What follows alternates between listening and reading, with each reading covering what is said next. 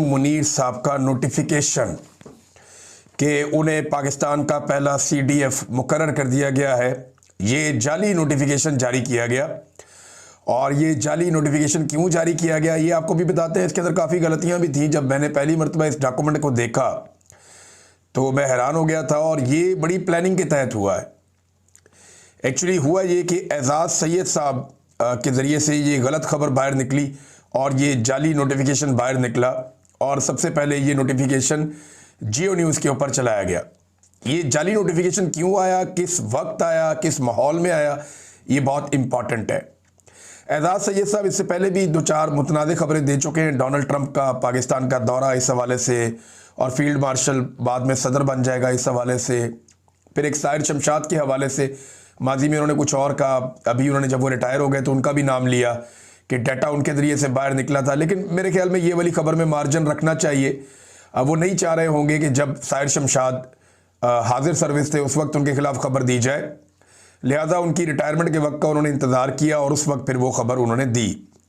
लेकिन अब ये एक बहुत बड़ी जाली खबर है, ये उनके ज़रिए से ब्रेक हो गई, लेकिन जल्दी ही उन्हें एहसास हो गया कि ये उन्हें इस्तेमाल कर दिया गया।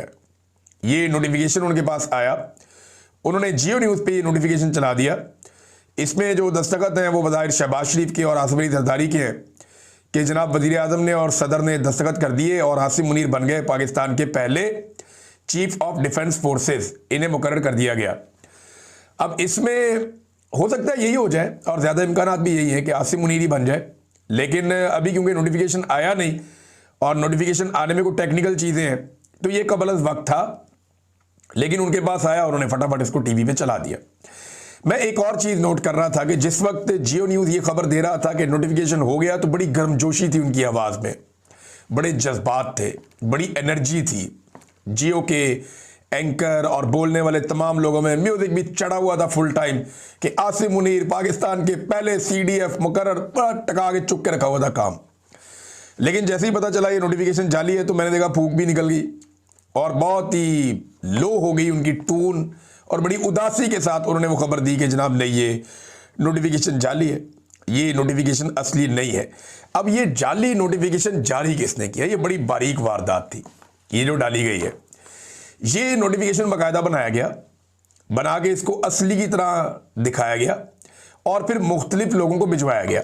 ये मेरे मोबाइल फ़ोन पे ये जियो पे खबर ब्रेक होने से भी पहले आ गया था, ये मेरे सामने मौजूद है और बंदे का मैं नाम नहीं लूँगा अभी।